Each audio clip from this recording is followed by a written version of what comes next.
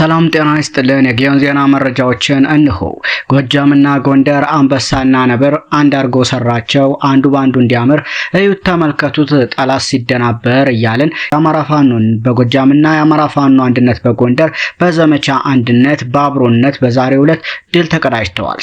ሰሞኑን በሁለት ጠላት ተከበው ወደ ጎጃም የተሻገሩት የአማራ ፋኖ አንድነት በጎንደር ስቴዴንሳ ብርጌድ አባላት ከአማራ ፋኖ በጎጃም ሁለተኛ ተፈራ ዳምጤ ክፍለ ጦር ጋር በጋራ በመሆን ዛሬ ጠዋት ከሞጣ ተነስቶ ወደ አዳሻና አይጠፋ ዘር አቅጣጫ ለመንቀሳቀስ ሙከራ ያደረገውን የጠላት ኃይል እንዳገዳ ሰባብረው እንደ ኳስ ለግተው ሞጣ ከተማ አስገብተውታል። በተያያዘም የእስክንድር ነጋ ቡድን ደቡብ ጎንደር ጋይንት ከመሸገ ወዲህ ፋኖች እርስ በርስ እየተፋለሙ አላስፈላጊ መስዋዕትነት እየተከፈለ ነው።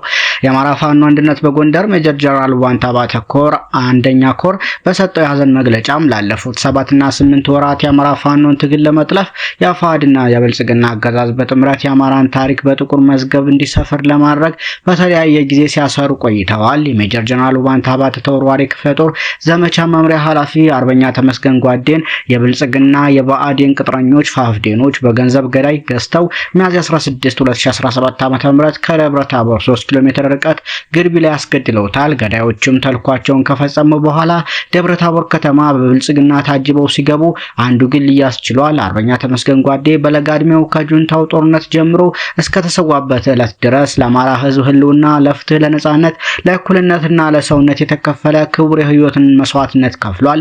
አርበኛ ተመስገን ጓዴ ከአማራ ልዩ ኃይል እስከ አማራ ሕዝብ የህልውና ትግል በብልጽግናና ፋፍድን የተገዙ ይሁዳዎች ህይወቱን እስከነጠቁበት ዕለት ድረስ የሜጀር ጀነራል ዋንታ ባተ ተወርዋሪ ክፍለ ጦርን በደንብ ያዋጋና ጠላትን ያንበረከከ ላመነበት ግባሩን የሰጠ ሽፍትነትን አምርሮ የጠላና የታገለው ሐሳዊያን ፋኖን ባዮችን የታገለ የፖለቲካ ግንዛቤው የላቀ ውጊያዎችን በቅድ የመራና ትልልቅ ድሎችን ያስመዘገበ የአማራ ህዝብ የትግል ጥያቄዎችን ለሰራዊትና ለህዝቡ በሚገባ ያስተማረ ስጋ ዝምድናን ተጸይፎ የዓላማ ዝምድናን ያስቀደመ የነጻነት ታጋይነቱን በተግባር ያስመሰከረ በመርህ የተጓዘ ትግሉን ለቁማርተኛ ፋፍዴኖች አሳልፎ ያልሰጠ ብርቱ አርበኛ መሆኑን ለባህሉናው ትግላችን ጓዶች መስተጋብር አረጋግጠናል። የ24 ዓመቱ እንቁ ወጣት ብርቱ የጦር ጠቢብ አርበኛ ተመስገን ጓዴ በወንድነት በጀግንነት በአርበኝነት የትግል አባቱ ሜጀር ጀነራል ዋንታ አባተን አክሎና መስሎ ዋጋ የከፈለ ጀግና መሆኑን ስናስብ ኩራት ይሰማናል። በአርበኝነት የደም ጠብታው ዘርነት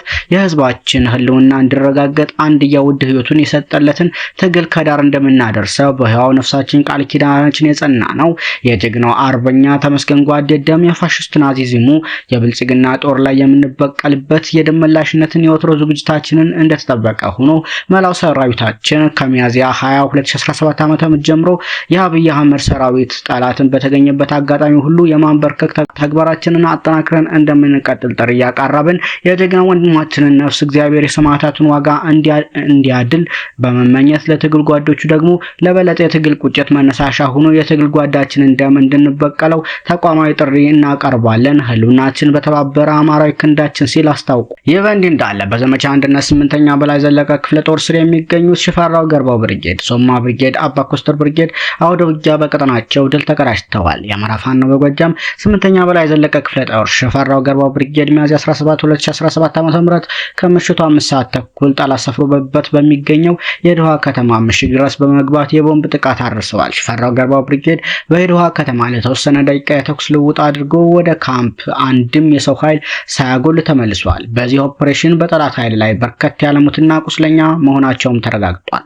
8ኛ በላይ ዘለቀ ክፍለ ጦር ስር የሚገኘው ሶማ ብርጌድ ሚያዝያ 18 2017 ዓ.ም በእናርጅናው ጋ ወረዳ ከሽፍሬ ቀበሌ ተነስቶ ወደ መጣያ ቀበሌ አጥዋይ ለብሴ ሚኒሻ ለመግባት ቢሞክርም ሶማ ብርጌድ ደፈጣ በመያዝ በቦምብና በጥይት አመድ አድርጎታል።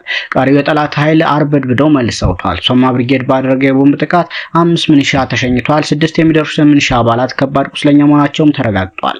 በ8ኛ በላይ ዘለቀ ክፍለ ጦር ስር የሚገኘው አባ ኮስተር ብርጌድ በነማይ ወረዳ ሰቀላ ቀበሌና ዲማ አካባቢ ከባድ ውጊያም እያካሄደ ይገኛል። በተያያዘም 10 አድማ ብተናና 10 ሚኒሻ በድምሩ 20 ኃይል አማራ ፋኖ በጎጃምን ተቀላቅለዋል። አረጋ ከበደ የተማመነበት ጦር ፍርስርሱ እየወጣ ነው። ፋኖን በየቀኑ እየተቀላቀለ ነው። ዋና ሳጅን አለማየሁ ሊዮና ረዳት ሳጅን ታዘብ ገርሉ ጎንቻ የመሸገው የአብይ አሽከር የሻለቃ ኦርዲናንስና ሻምበል መሪ ሲሆኑ የሚመሯቸውን 10 አባላት ከነጥጥቃቸው አስተባብረው የአማራ ፋኖ በጎጃም አረንዛው ጎንቻ ብርጌድን ተቀላቅለው አድረዋል። በተመሳሳይ 10 ሚኒሻ የአብራጅት ብርጌድን መጠናከር ተከትሎ የጁቤ ከመሸገው አብይ አህመድ ቀለብተኛ ቡድን ከርተው በምሽቱ ፋኖን ተቀላቅለዋል። በየቦታው ፋኖን የተቀላቀለ ያለው የጠላት ኃይል የፋኖን አሸናፊነት እያረጋገጠ መሆኑ አመላካች ነው። ስለሆነም ሁላችንም አሸናፊነታችን ሳይታለም የተፈታ ስለሆነ ሁላችሁም ወደ ቤታችሁ ወደ ፋኖ ተቀላቀሉ ስንል እናሳስባለን። በተያያዘም ጎጃም አገው ምድር 3ኛ ክፍለ ጦር ድል በድል ሆኗል። በትናንትናው ዕለት ከዳንግላ ወደ ዱር ቤቴ በሚወስደው መንገድ መካከል ጭሮ የምትባል ቦታ ላይ የቢትወደድ መንገሻ ጀንበሬ ንስሮች በዘሪሁን 13 ጠላትን አደባይተውታል። ቁጥሩ ያልታወቀ ጠላት ሙትና ቁስለኛ ሆኗልም ተብሏል። ሰሞነኛ መረጃዎች እነኚህን ይመስሉ ነበር።